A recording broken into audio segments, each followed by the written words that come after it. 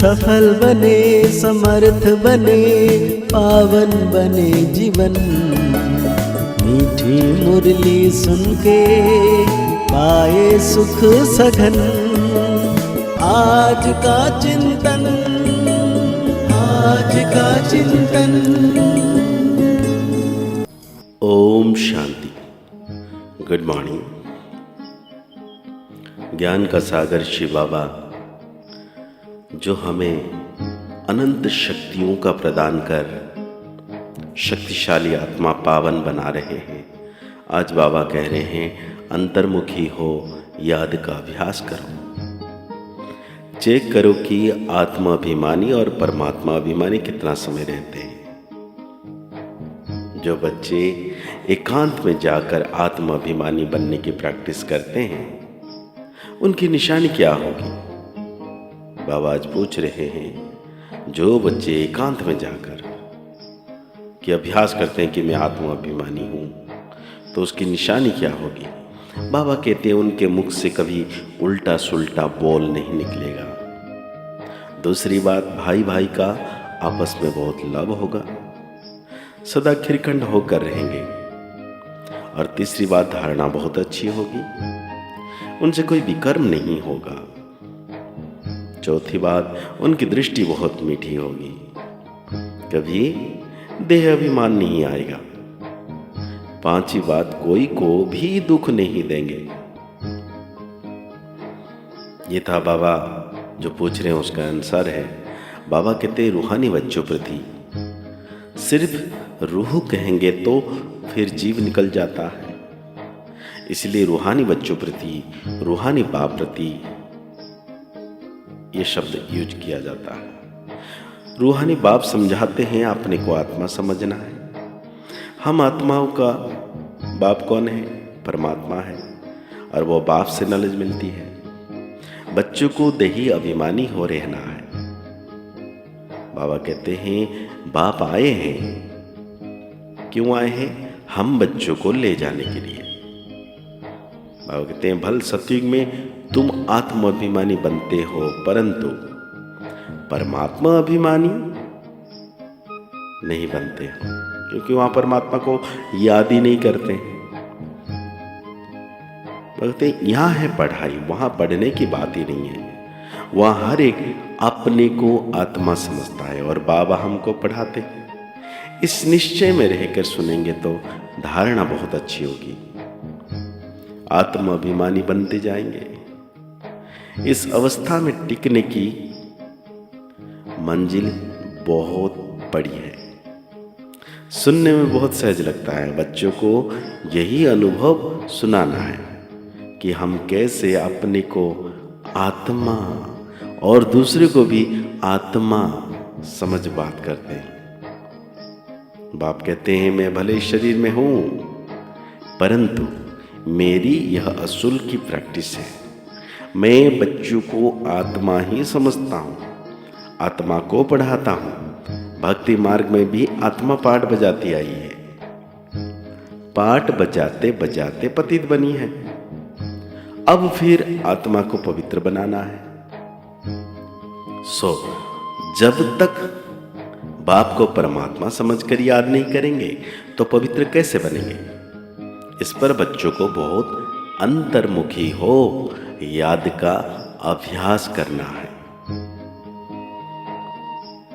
क्योंकि नॉलेज है, बाकी है निश्चय पक्का रहे कि हम आत्मा पढ़ते हैं, बाबा हमको पढ़ाते हैं। बाबा कहते हैं रात्रि को जांच करनी है कि हमने सबको भाई भाई समझकर बात की। बाबा हम बच्चों को पुरुषार्थ करने के लिए होमवर्क कैसे करना है, कैसे चेक करना है? बाबा कहते रात्रि को चेक करना है, जांच करनी है। कोई को भी दुख तो नहीं दिया, क्योंकि तुम जानते हो हम सब भाई क्षीर सागर की तरफ जा रहे हैं, और यह है विषय सागर। तुम अभी ने रावण राज्य में हो ना राम राज्य में हो, तुम बीच में हो। अपने को आत्मा समझ बाप को याद करना है, देखना है कहाँ तक हमारी वो भाई भाई की दृष्टि की अवस्था रही। हम सब आत्माएं आपस में भाई भाई है। हम इस शरीर में पार्ट बजाते हैं। आत्मा अविनाशी है, शरीर विनाशी है। हमने 84 जन्मों का पाठ बजाया है। अब बाप आए हैं, कहते हैं माँ में कम याद करो, अपने को आत्मा समझो। आत्मा समझने से भाई भाई हो जाते हैं। ये बाप ही समझाते हैं, बाप के सिवाय और कोई का पाठ ही नहीं, प्रेरणा आदि की बात ही नहीं है। जैसे टीचर बैठ समझाते हैं, वैसे बाप बच्चों को समझाते हैं। यह विचार करने की बात है, इसमें समय भी देना पड़ता है। बाप ने धंधा आदि करने के लिए तो कह दिया है, लेकिन याद की यात्रा भी जरूरी है, उसके लिए भी टाइम निकलना चाहिए। सर्विस भी सबकी भिन्न भिन्न है।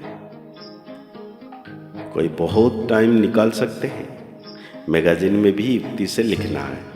यहाँ ऐसे बाप को याद करना होता है, एक दो को भाई भाई समझना होता है, क्योंकि यही तो पढ़ाई है।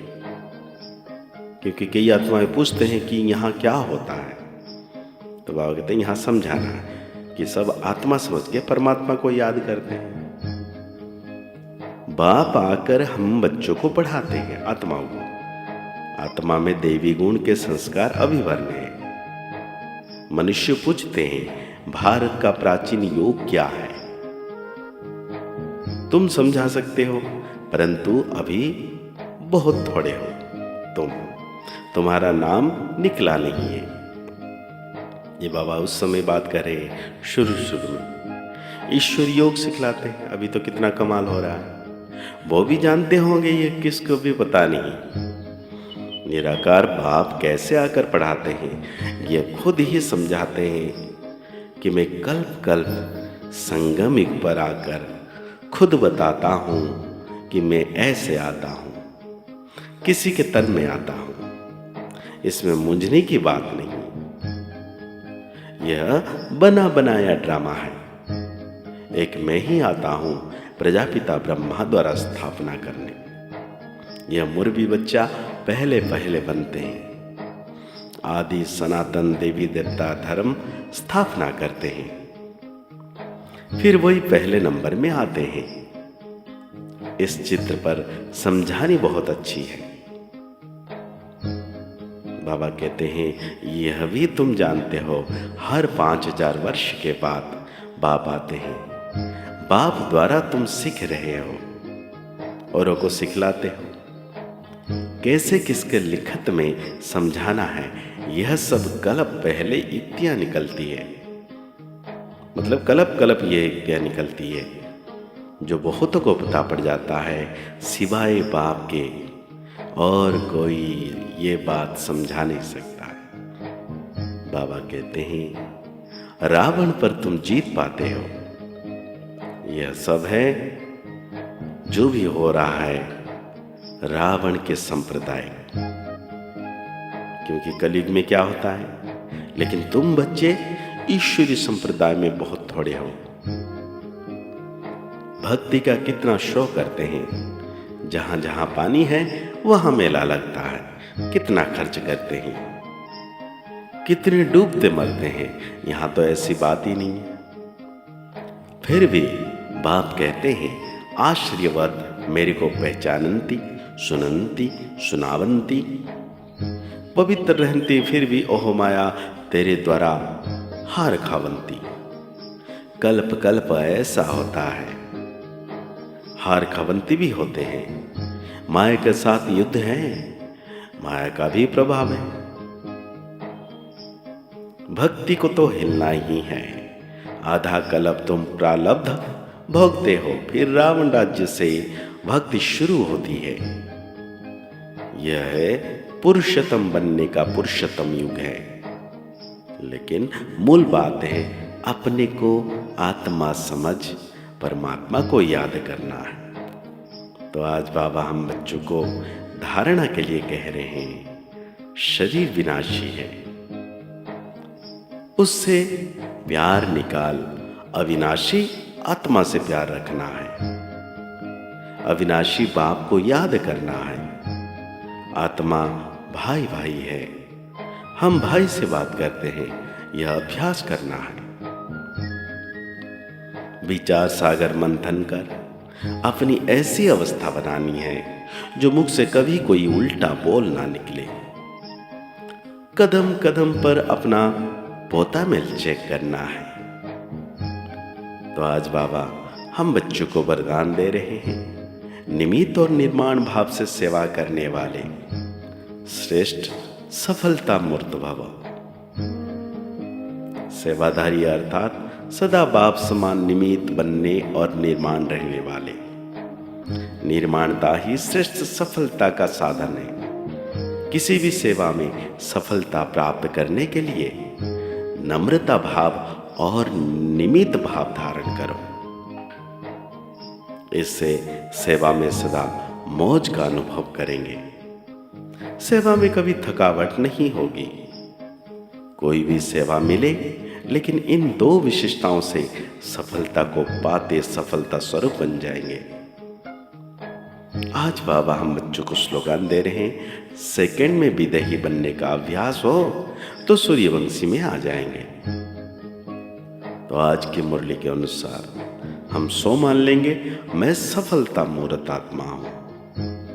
मुरली को और गहरी रीति से चिंतन करते हुए निरंतर मीठे बाबा की याद में रहना है कि बाबा सदा मेरे मस्तक के ऊपर